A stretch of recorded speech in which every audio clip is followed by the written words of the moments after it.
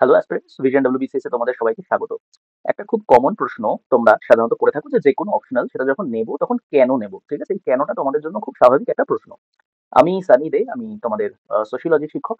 আমি শুধু তোমাদেরকে এই বিষয়টাতেই আজকে গাইড করতে এসেছি যে কেন তোমাদের সোশিওলজি নেওয়া উচিত, কাদের নেওয়া উচিত। মানে কোন টার্মস অ্যান্ড কন্ডিশন গুলো মিললে তুমি সোশিওলজি নিচ্ছ, নইলে তুমি নিচ্ছ না। ওকে? এবং শুরু হওয়ার আগেই বলে দিই যে এইখানে একটা কথা মানে ভীষণভাবে স্পষ্ট যে যা বলবো সত্য বলিব এবং আশা করি তোমরাও নিজেদেরকে সত্য বলবে যে তোমাদের নেচার কি সেই অনুযায়ী তোমরা অপশনালটা সিলেক্ট করবে। তাই আমি যা বলতে চলেছি সেখানেও সমস্ত সত্য কথাই বলবো, যেইগুলো সোশিওলজি মানে থাকলে পরে তাহলে সোশিওলজি নেওয়া উচিত। তোমরা আশা করি নিজেদের ক্যারেক্টারকে চেনো, ঠিক আছে? দেখো, সবসময় মাথায় রাখবে যে একটা সাবজেক্ট নেওয়ার জন্য মোটামুটি ৩ টে রিজনই যথেষ্ট হয়। এক তো যে এটা কি আমাকে সাফল্য এনে দেবে? মানে এটা খুব জরুরি যে একটা আমি সাবজেক্ট নিয়েছি, না কেন নিয়েছি? আমার ভালো লাগছে তাই। সাফল্য দেবে না দেবে না? তাহলে কেন নিয়েছি? তো এটা খুব বোকা একটা বিষয় হয়ে দাঁড়ায়। তাই সাফল্য এনে দিতে পারবে কিনা সেই প্রশ্নটাও যেমন জরুরি থাকে। আবার তার সাথে আমাকে আমার মেইন বা ইন্টারভিউ পরীক্ষা কি বিশেষ অ্যাডভান্টেজ দেবে? অবশ্যই। সাফল্য এসেছিল কি? কেউ বা কারোর হাত ধরে কি এখনো পর্যন্ত সেই সাবজেক্টে সাফল্য এসেছে? মেইন ইন্টারভিউতে আমি কি বিশেষ সুযোগ সুবিধা পাবো? আর আমার সেই সাবজেক্টটা ভালো লাগে না খারাপ লাগে? এই ৩ টে হলো মূল আমাদের ক্রাইটেরিয়া হওয়া উচিত যেকোনো অপশনাল বেছে নেওয়ার জন্য। ঠিক আছে? এইবার আমি তোমাদেরকে এই যে ৩ টে ক্রাইটেরিয়া দেখালাম, সেইগুলোই ধরে দেখাবো বা বোঝাবো যে তার মধ্যে কোন বিষয়গুলো তোমাদের সাথে যাবে, কোনগুলো যাবে না। সেটা আশা করি আমি বলার পরেই তোমরা নিজেরা বুঝে নিতে পারবে। ঠিক আছে? দেখো, সোশিওলজির সুবিধা হচ্ছে এটা যে ছোট সিলেবাস। এবার ছোট সিলেবাস লিখে আমি বলবো যে না আমি ভুল লিখেছি, তা নয়। ছোট সিলেবাস বলবো না, এই সিলেবাসটা সাধারণত ওভারল্যাপিং। ঠিক আছে? এই ওভারল্যাপিং আর ছোটর মধ্যে একটা পার্থক্য আছে। কি পার্থক্য বলে দিই। ছোট মানে হলো একদমই ছোট, যে মানে শুরু করলাম আর শেষ হয়ে গেল। ওভারল্যাপিং মানে হচ্ছে যে পেপার ওয়ানে আমি যে টপিক গুলো পড়ছি আর পেপার টু তে আমি যে টপিক গুলো পড়ছি সেইগুলো আসলে সবই ইন্টার কানেক্টেড।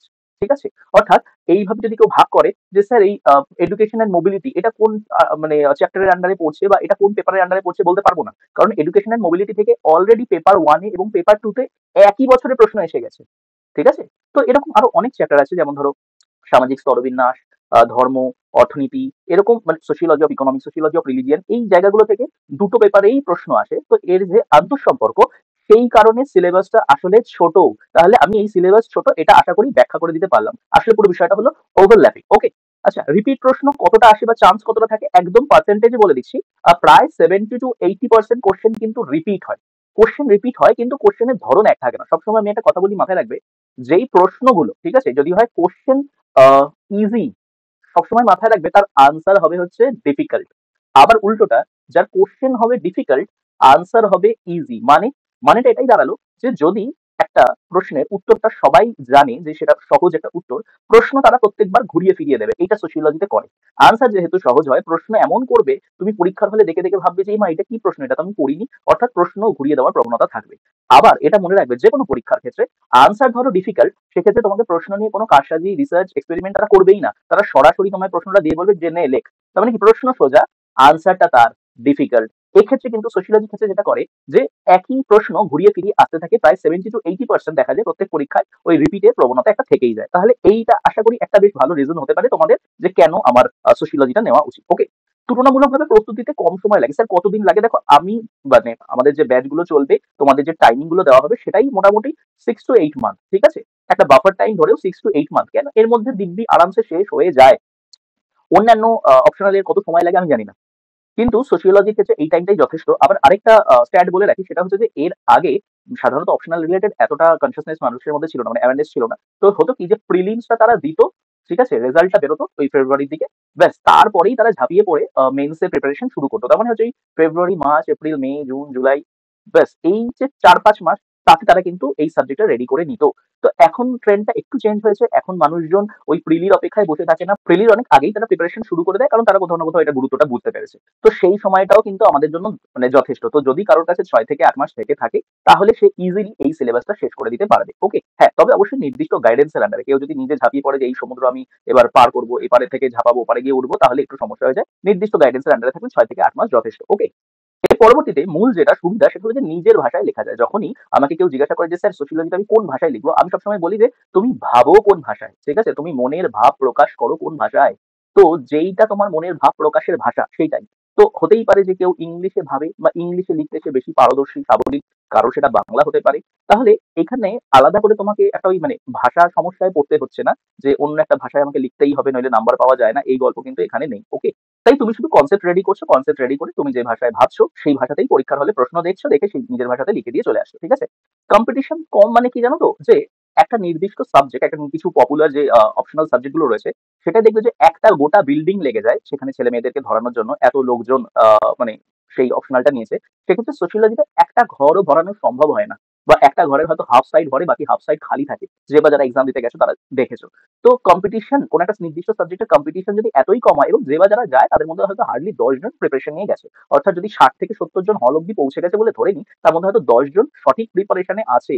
তো কম্পিটিশন কম থাকলে পরে কিভাবে বিশেষ অ্যাডভান্টেজ পাওয়া যায় কোন একটা অপশনালে, এটা আশা করি তোমাদের থেকে ভালো আর কেউ জানবে না।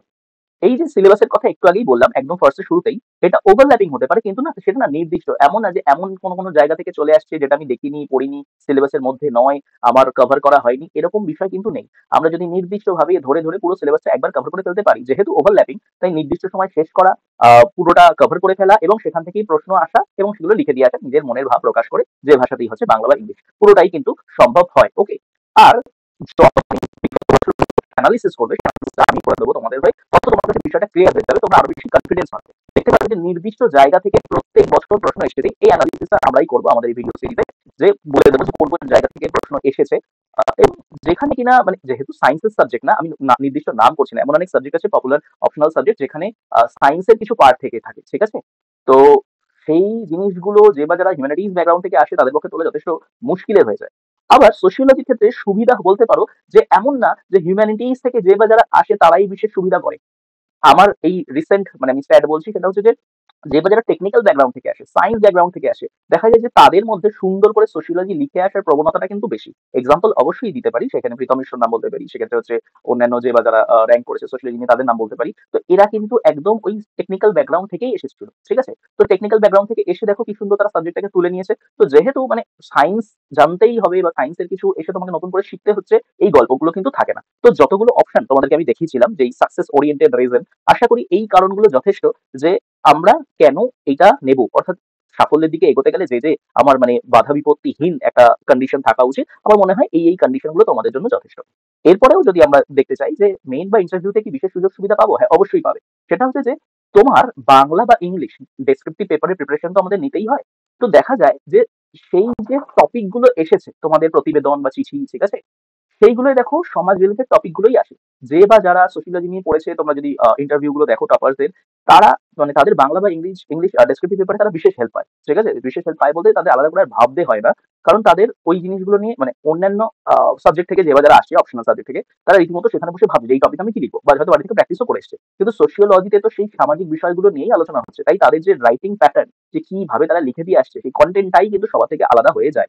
তুমি কোথায় থাকবে, কোথায় থাকছো, কি নিয়ে আলোচনা করছো, সবকিছুরই কেন্দ্রবিন্দু হলো সমাজ, সোশ্যাল প্রবলেম, সেখানে নীতি, উন্নয়ন, কালচার, এই বিষয়গুলো তোমার এতটাই জ্ঞান হয়ে যায় যে যখনই তুমি ইন্টারভিউ বোর্ডে গিয়ে বসছো, সেখান থেকে তোমার প্রশ্ন করছে সোসাইটি রিলেটেড, তো তোমার আত্মবিশ্বাস কিন্তু অনেক বেশি থাকে। আমি এমনও দেখেছি যে হচ্ছে মক ইন্টারভিউতে তাকে রীতিমতো মানে মানে ঝাঁঝরা করে দেওয়া হচ্ছে, কিন্তু সে সেই জায়গা থেকে ঠিক বেরিয়ে এলো। ওরা কিন্তু এটাই দেখে যে যেকোনো পরিস্থিতিতে তুমি কতটা মানে আত্মবিশ্বাসী, যে হয়তো তুমি একটা এমন মানে বলে না যে আমরা ভুল করে একটা ভুল উত্তর দিয়ে দিলাম, তারপরে আমি সেই জায়গাটা থেকে বেরিয়ে আসছি কি করে। ইন্টারভিউ বোর্ডে এটা খুব হয় যে এমন তারা প্রশ্ন করার চেষ্টা করে যে প্রশ্নের উত্তর তুমি কনফার্ম জানো না, দেখে যে না জানা সত্ত্বেও তোমার আত্মবিশ্বাস কতটা যে সেখানে তুমি সেটা অ্যাকসেপ্ট করে সেই জায়গাটা থেকে তুমি বেরিয়ে আসতে পারবে বা এগিয়ে যেতে পারবে নার্ভাস না হয়ে। তো এই যে কনফিডেন্স গুলো, সেগুলো কোথা থেকে আসে? আমাদের নলেজ থেকে আসে। নলেজ কি বিষয়? সোসাইটি বিষয়। সেটাই কিন্তু সোশিওলজি আমাদের দিয়ে থাকে। তাছাড়া আমাদের আশেপাশে যে সমস্ত ঘটনাগুলো হচ্ছে সেই বিষয়ে তুমি ভালো জানছো, ভালো পড়ছো, তাই তোমার রিলেট করার যে প্রবণতা, যে একটা বিষয়কে তুমি কিভাবে দেখছো এবং সেটা কি করে ওয়ে আউট বা অ্যানালিসিস তুমি কি করছো, সেইগুলোর কিন্তু ক্ষমতা রীতিমতো বেড়ে যায়। ওকে, তাহলে এইটা গেল হচ্ছে আমাদের মূলত এই সাকসেস ওরিয়েন্টেড রিজন এবং অ্যাডভান্টেজ। এছাড়া এইটা হচ্ছে আমাদের একদম নিজস্ব কিছু রিজন যে কেন সোশিওলজি নেব। দেখো মানে আমার এক্ষেত্রে মনে হয় যে মানে তোমার ভালো লাগাটা না এক্ষেত্রে কিন্তু ভীষণ ভীষণ ইম্পর্টেন্ট, যে আমার কি সাবজেক্টটা ভালো লাগছে, আমি কি সোসাইটি বিষয়ে জানতে আগ্রহী, নাকি সবাই নিচ্ছে বলে বা এইবারে হচ্ছে প্রীতম মিশ্র পেয়েছে র্যাঙ্ক 1 সোশিওলজি, এই স্যারের কাছে পড়েছিল তাই আমিও ভর্তি হয়ে যাই। কোনটা রিজন? আমার মনে হয় যে সব থেকে যেটা মানে ভালো রিজন হওয়া উচিত যে আমার সমাজের বিষয়ে জানতে ভালো লাগে কিনা, সোশিওলজি পড়তে আমার ভালো লাগে কিনা। তো এই রিজন গুলো লেখা রয়েছে ঠিকই, কিন্তু আমি এগুলো তোমাদেরকে ডেসক্রাইব করবো না, কারণ আমার মনে হয় যে তোমরা আগে নিজেরা নিজেদেরকে জিজ্ঞাসা করো যে তোমরা সমাজের বিষয়ে জানতে কতটা আগ্রহী, সমাজের যে সমস্যাগুলো আছে সেইগুলোর মানে কি ওয়ে আউট হওয়া উচিত সেগুলো ভাবতে তোমরা কতটা আগ্রহী। তারপরেও যদি মনে করো যে হ্যাঁ এইগুলো আমার বেশ একটা ন্যাক আছে, আমি জানতে চাই, পড়তে চাই, বুঝতে চাই, তাহলে আমি বলবো সোশিওলজিটা কিন্তু তোমার।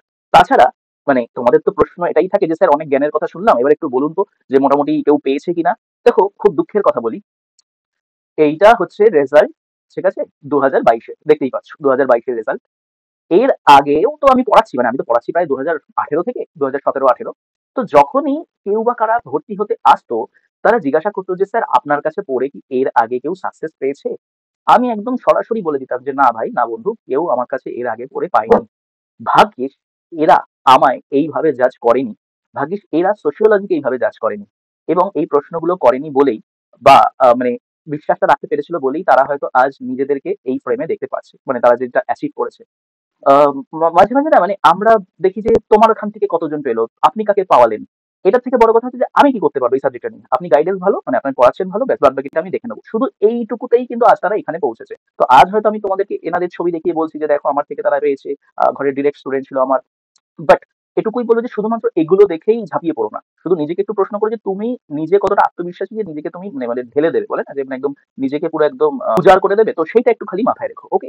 আচ্ছা, এখানে দেখো একজনের ছবি রয়েছে। আমি তোমাদেরকে এক্সাক্ট স্ট্যাটটা তাই বলতে পারলাম না যে 2020-তে আমার থেকে এই পেয়েছিল, 2021-এ আমার থেকে ওই পেয়েছিল, বা ওভারঅলও বলতে পারলাম না যে 2020-তে কতজন সোশিওলজি থেকে পেয়েছিল, 21-এ কতজন সোশিওলজি থেকে পেয়েছিল, আমি বলতে পারলাম না। সোজা কথা আমি জানি না। কয়েকজনকে চিনি, ব্যাস, এর থেকে বেশি আর কিছু না। আমার দেখা 2022-এই সব থেকে বেশি, এবং এবং এদের মধ্যে এই 4 জন আমার স্টুডেন্ট ছিল, ঠিক আছে? বাট তবু আমি তোমাদেরকে আরো কিছু স্ট্যাট বলে দিতে চাই। সেটা হচ্ছে যে সৌমর্ষি হচ্ছে আমার 2021-এর পরীক্ষা দিতে গেছিল, ও আমার স্টুডেন্ট, ও পরীক্ষা দিতে গেছিল। ও গ্রুপ এ পার্সোনালিটি টেস্ট কলও পেয়েছিল। ওর পেপার 1 এবং পেপার 2 মিলিয়ে যে টোটাল নাম্বারটা এসেছিল সেটা প্রায় 170 টু 180। আমি যদি মানে আমি একদম মানে এর বাইরে যাবে না, ঠিক আছে? নিচে না, এর উপরে না। ও 170 থেকে 180 পাওয়ার ছেলেই নয়। ও যেরকম লিখেছিল, ওর যা লেখা, আমি তোর ফুল মক নিয়েছি, ও আমার কাছে যতবার মক দিয়েছে ও প্রত্যেকবার আমার কাছে 60% আপ পেয়েই ছিল, ঠিক আছে? তা সত্ত্বেও কিন্তু ও মানে যখন মেইন পরীক্ষাটা দিল, যখন ওর নাম্বার এলো, তখন দেখা গেল যে ও পেয়েছে প্রায় 170 থেকে 180। পরবর্তী ক্ষেত্রে এটা হয়ে গেল 2021-এর গল্প। পরবর্তী ক্ষেত্রে যখন 2022-এর রেজাল্ট বেরোলো, তখন দেখা গেল যে রওশন, শ্রেয়া, লোকেশ, প্রীতম এরা র‍্যাংক করেছে।